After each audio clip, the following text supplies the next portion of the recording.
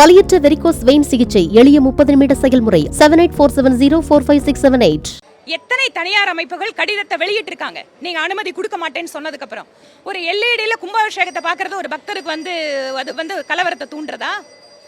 வயிற்றெரிச்சல்ல இந்த மாதிரி காரியம் பண்றாங்கன்னு எங்களுக்கு தோணுது. ஏனென்றால் எங்க பார்த்தாலும் மக்கள் ராமர் கோயில் கும்பாபிஷேகத்தை பார்த்தாங்க. பிரதமர் சொல்றபடி எங்களோட சகோதரிகள், கோடிக்கணக்கான சகோதரிகள் வீட்டுல விளக்கேற்றி வழிபட்டாங்க. இதையெல்லாம் பொறுக்க முடியாம உங்களுக்கு எப்ப பார்த்தாலும் இந்து பக்தர்கள் மேல, இந்து கோயில்கள் மேல இருக்கிற காழ்ப்புணர்ச்சியால இன்றைக்கு ராம பக்தர்களை குண்டர்கள் என நீங்கள் அவமானப்படுத்துகிறீர்கள். இதற்கு மன்னிப்பு கேட்க வேண்டும். அதுதான் சொல்றேன், நடக்கிறது முகலாயர் ஆட்சியா? ஒரு காலத்துல இந்த நாட்டுல மத மாற்றத்திற்காக அந்த மத அடையாள சின்னங்களை எல்லாம் தர்மத்தை அளிப்பதற்காக வந்த ஆக்கிரமிப்பாளர்களை போட இந்த திராவிட மாடல் அரசு நடந்துட்டு இருக்கு. பட்டாசு வெடிச்சா கேஸ். உங்களோட மீட்டிங் நீங்க வரும்போது அமைச்சர்களுக்கு பட்டாசு வைக்கிறாங்களா? எத்தனை பேருக்கு மேல கேஸ் போட்டீங்க? என்னெல்லாம் அராஜகம் பண்றீங்க தமிழ்நாட்டில்?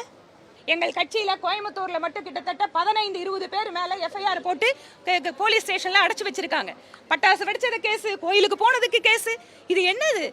ஜனநாயக நாட்டில் எல்லாரும் சாமி கும்பிடுற உரிமை இருக்கு. அது மட்டும் இல்ல, அது என்னது ஹிந்து மக்கள் கோயிலுக்கு போனா மட்டும் அவ்வளவு தூரம் நீங்க கஷ்டப்படுத்துறீங்க? இதெல்லாம் ஒரு ஒரு அவர்களுடைய அதிகார மமதையினுடைய உச்சமாக நாங்கள் பார்க்கிறோம். இங்க இருக்கக்கூடிய ஹிந்து மக்கள் அமைதியை விரும்பக்கூடியவங்க. எங்கேயாவது உலக நாடுகள்ல ஹிந்துக்கள் போய் இருந்ததால அந்த நாட்டுல பிரச்சனை இருக்குன்னு ஒரு இடத்த சொல்ல முடியுமா?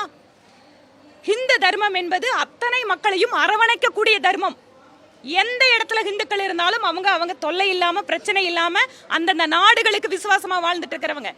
ஆனால் அப்படிப்பட்ட சூழலில் ஹிந்து பக்தர்களை பார்த்து மத கலவரத்தை உருவாக்குறாங்கன்னு பேசுறீங்கன்னா, இந்த கலவரம் பண்ணி மொழி பிரச்சனையை வச்சு நீங்க தீ காய்ந்து அதற்கு பின்னால ஆட்சிக்கு வந்தவங்க நீங்க. இன்னைக்கு உங்களுக்கு பேசுறதுக்கு வேற ஒண்ணும் இல்லை. திராவிட முன்னேற்ற கழகம் எதிர்கட்சியாக இருந்த போது சொன்ன வாக்குறுதி என்ன? சட்டப்பேரவை நிகழ்ச்சிகளை நாங்கள் முழுமையாக ஒளிபரப்புவோம். இந்த ஒரு விஷயம் இல்லைங்க, அவங்க என்னென்னவெல்லாம் எதிர்கட்சியா இருக்கும்போது சொன்னாங்களோ அப்ப எல்லாமே இப்ப யூ டர்ன் தான். இது யூ டர்ன் அரசாங்கம் தானே. செய்திகளை உடனுக்குடனும் துல்லியமாகவும் தெரிந்து கொள்ள சப்ஸ்கிரைப் பண்ணுங்க.